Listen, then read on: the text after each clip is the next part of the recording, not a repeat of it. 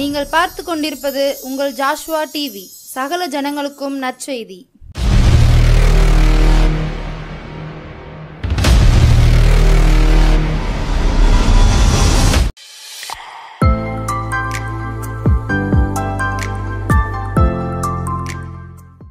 ஆண்டவராகிய இயேசு கிறிஸ்துவின் நாமத்தினாலே உங்களுக்கு என்னுடைய அன்பான வணக்கத்தையும் வாழ்த்துதலையும் தெரிவித்துக் கொள்கிறேன். நீதிமொழிகள் 2ஆம் அதிகாரம் 6ஆம் வசனம் சொல்கிறது, கர்த்தர் ஞானத்தை தருகிறார், அவர் வாயினின்று அறிவும் புத்தியும் வரும். கர்த்தர் ஞானத்தை தருகிறார், அவர் வாயினின்று அறிவும் புத்தியும் வரும்.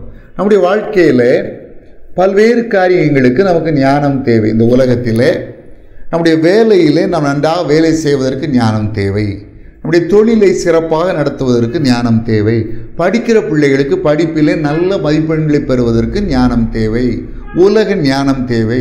எல்லா காரியங்களிலும் விசேஷ ஞானம் நமக்கு தேவை. இந்த ஞானத்தை கர்த்தர் தருகிறாராம்.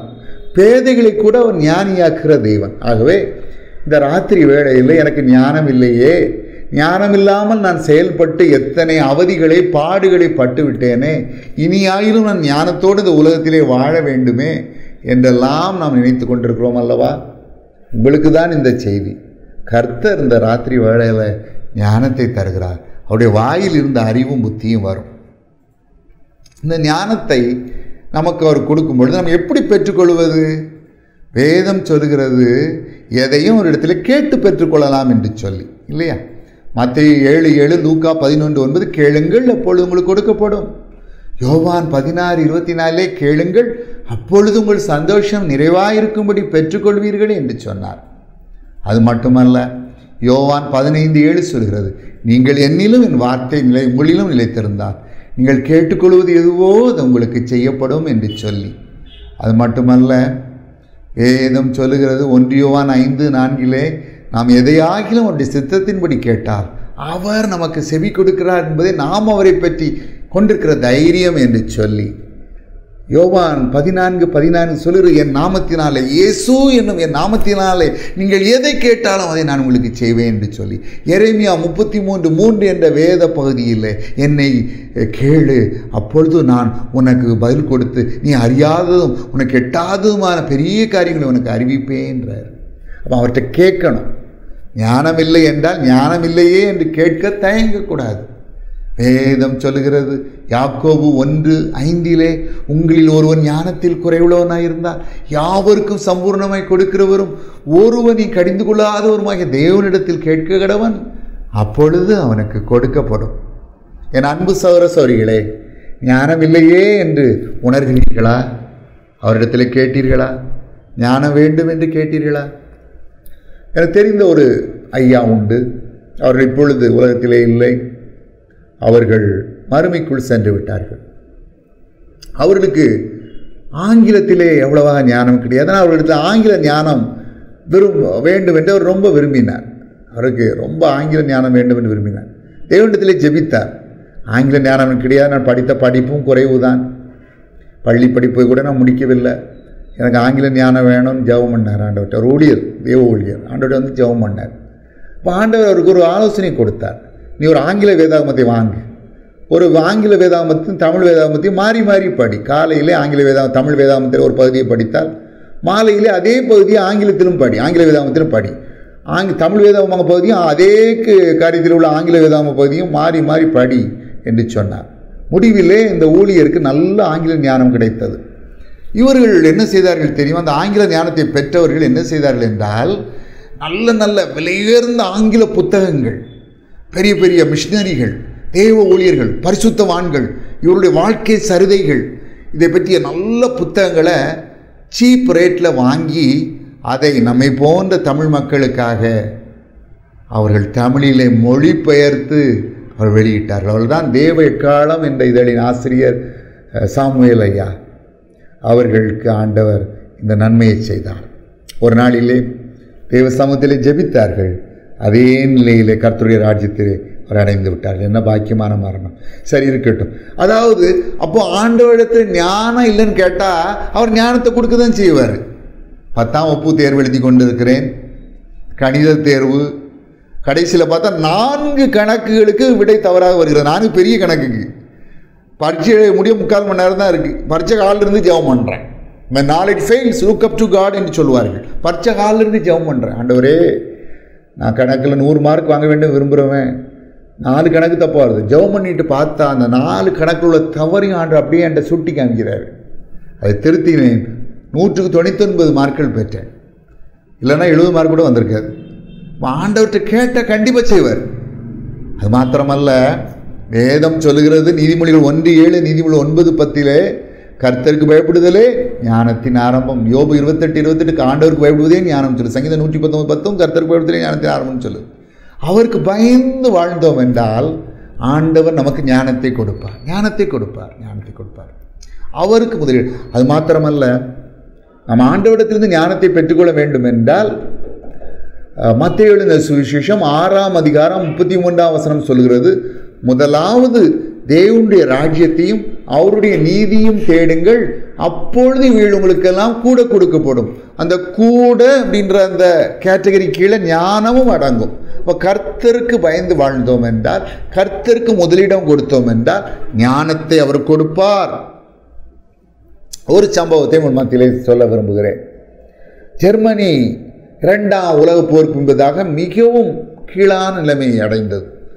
மேற்கு ஜெர்மனி, கிழக்கு ஜெர்மனி என்று 2ஆக பிரிக்கப்பட்டது. அந்த தாழ்வான நிலைமையிலிருந்து மேற்கு ஜெர்மனியை தூக்கி நிறுத்துவதிலே முக்கிய பங்கு வகித்தவர் பல ஆண்டுகள் அந்த நாட்டின் சான்சலராக பணியாற்றிய கோன்ராய்ட் அடினாயர் என்ற சான்சலர். அதாவது இங்கே உள்ள ஜனாதிபதி, ராஷ்டிரபதி என்று சொல்கிறோமே, ஜெர்மன் நாட்டிலே சான்சலர் என்று சொல்வார்கள். இந்த கோன்ராய்ட் அடினாயர் ஜெர்மனி தேசத்தை அவ்வளவு வல்லரசாக கொண்டு போன, மேற்கு ஜெர்மனி மாற்றியதில் முக்கிய ஒரு பங்கு என்ன தெரியுமா? கோன்ராய்ட் அடினாயர் தேவனுக்கு முதலிடம் கொடுப்பார். ஒரு நாளிலே பத்திரிகை நிருபர்களோடு அவர் இரவு 1 மணி வரை பேசிக் கொண்டிருந்தார். மறுநாளிலே அவர் செல்லக்கூடிய ஆலயத்திற்கு சரியாக 4 மணிக்கு வந்து விட்டார். நிருபர்களுக்கெல்லாம் ஒரே ஆச்சரியம். அவர் சொன்னார்கள், மிஸ்டர் சான்சலர், ராத்திரி 1 மணி வரைக்கும் என்கிட்ட பேசிட்டு இருந்தீங்களே, இப்போ காலை 4 மணிக்கு தேவாலயத்துக்கு ஆராதனைக்கு வந்துட்டீங்களே, எப்படின்னு கேட்ட பொழுது அவர் சொன்னாராம், கையை அப்படி வச்சுட்டு, காட் ஃபர்ஸ்ட், காட் ஃபர்ஸ்ட். பாருங்கள், கர்த்தருக்கு முதலிடம் கொடுத்ததுனால அந்த தேசத்தை சுபிட்சமாக, செழிப்பாக, ஆசீர்வாதமாக நடத்துவதற்குரிய ஞானத்தை கர்த்தர் கோன்ராய்ட் அடினாயருக்கு கொடுத்தார். அது மட்டுமல்ல, வேதம் சொல்கிறது, அவரே, இயேசு கிறிஸ்துவே தேவனால் நமக்கு ஞானமும் நீதியும் பரிசுத்தமும் மீட்புமானார். இப்படி அவரை நாம் ஏற்றுக்கொண்டால் அவரில் உள்ள ஞானம் நமக்கும் வந்துவிடும் அல்லவா? ஒரு நாளிலே ஒரு ராஜா தன்னுடைய குடிமக்களுக்கு ஒரு அறிவிப்பு கொடுத்தார். என்ன அறிவிப்பு? காலையிலே என்னுடைய அரண்மனையின் கதவுகள் திறக்கப்படும், பொதுமக்கள், குடிமக்கள் யாவரும் உள்ளே ஓடி வந்து அரண்மனையிலே உங்களுக்கு விருப்பமான பொருட்களை எடுத்துக்கொள்ளலாம் என்று சொல்லி, அதே போலவே காலையிலே அரண்மனையின் கதவுகளை திறந்தார். அநேகர் ஓடி வந்தார்கள். எல்லா தேசத்து ஜனங்களும் ஓடி வந்தாங்க. அரண்மனையில் வேண்டியது எடுத்துக்கலான்னா சும்மா இருப்போமா? எல்லாரும் ஓடி வந்தாங்க. சிலர் விலை உயர்ந்த ஓவியங்களை தூக்கி கொண்டு போனார்கள். சிலர் விலை உயர்ந்த ஃபர்னிச்சர்ஸ், நாற்காலிகள், மேஜைகளை தூக்கி கொண்டு போனார்கள். சிலர் விலை உயர்ந்த மற்ற தங்க நகைகள் எடுத்துக்கொண்டு போனார்கள். சிலர் வைரங்கள், வைடூரியங்கள் எடுத்துக்கொண்டு போனார்கள். ஒவ்வொருவரும் அவர்கள் பிரியமான பொருட்களை எடுத்துக்கொண்டு அந்த அரண்மனை விட்டு போனார்கள். ஒரு மனிதன் ஓடி வந்து ராஜாவை கட்டி பிடித்து கொண்டு, ராஜாவை நீர்தான் எனக்கு சொந்தம், நீர்தான் எனக்கு சொந்தம், நீர்தான் எனக்கு சொந்தம் என்று சொன்னான்.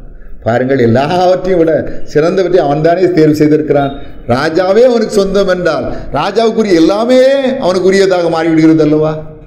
அதே போலதான் ஞானமாகி அவரை ஏற்றுக்கொண்டால், அவருடைய பிள்ளையாக மாறினால் அவரே நமக்கு ஞானமாய் மாறிவிடுவார்.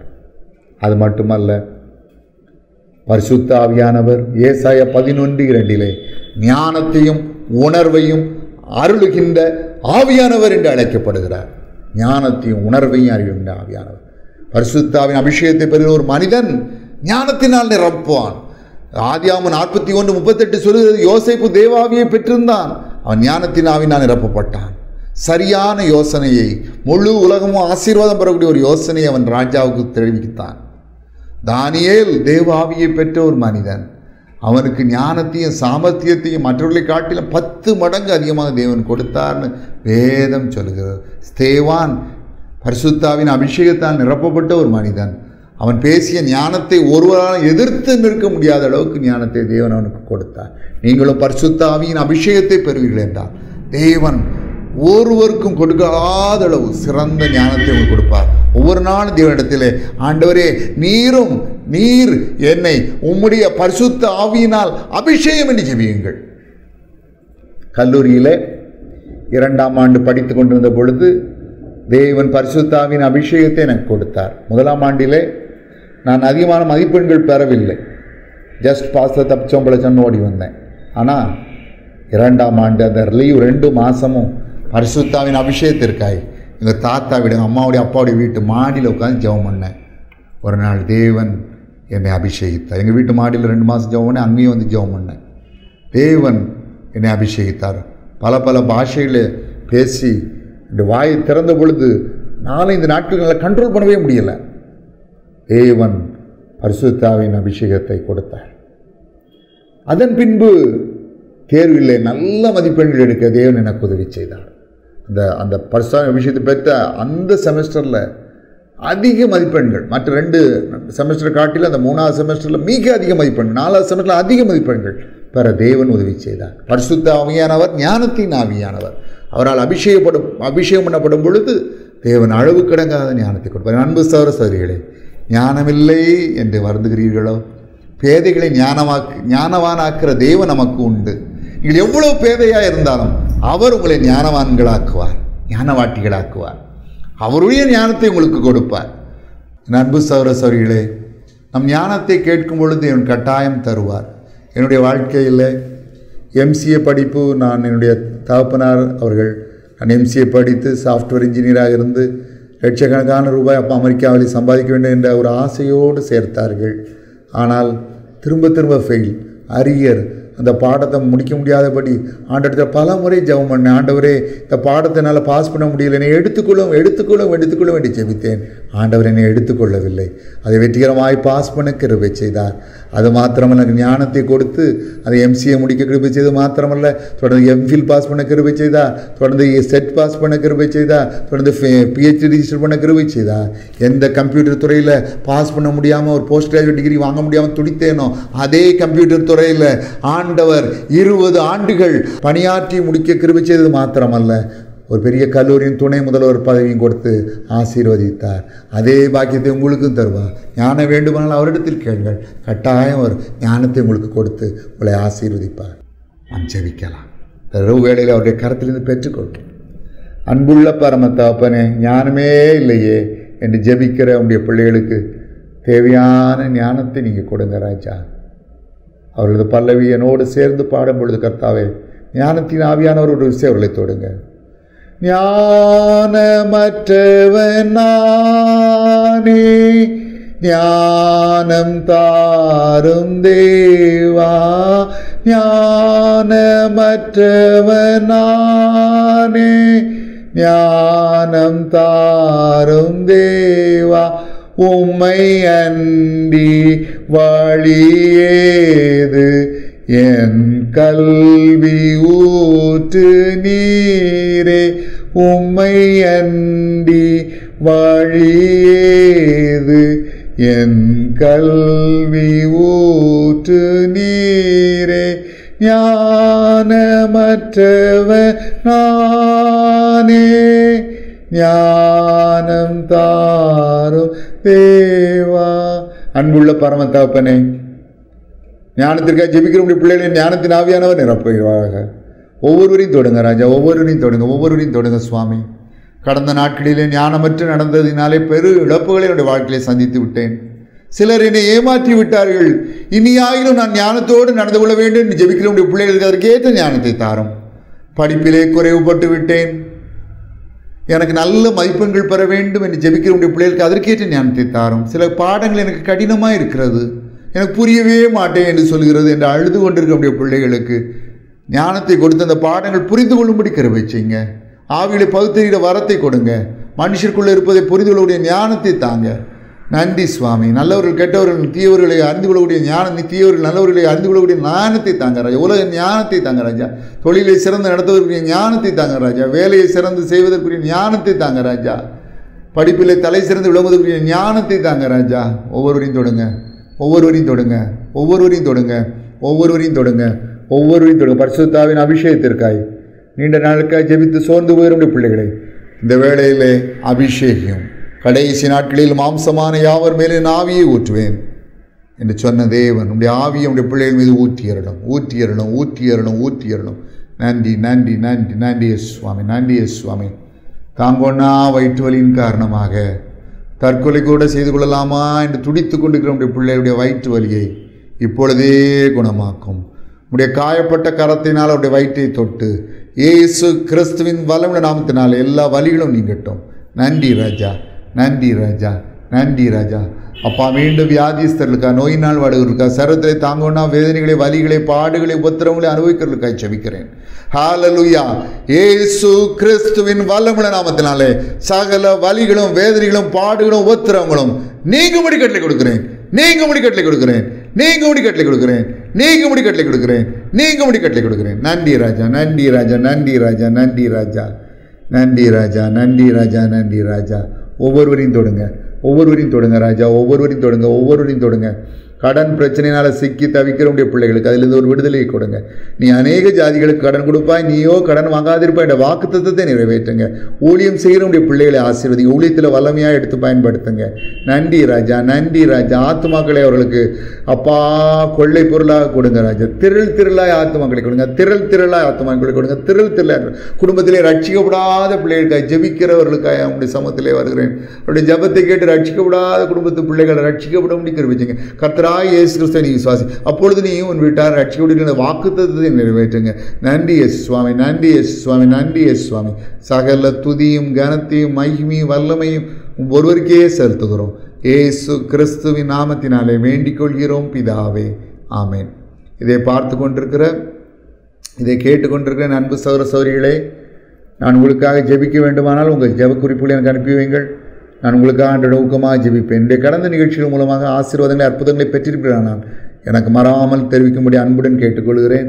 நாம் ஒன்று சேர்ந்து ஆண்டவரை துதிக்க, அவரை ஸ்தோத்தரிக்க, அவருக்கு நன்றி செலுத்த அது ஏதுவாக அமையும். ஆண்டவராகிய இயேசு கிறிஸ்து தாமே உங்களை ஆசீர்வதிப்பாராக. May God bless you.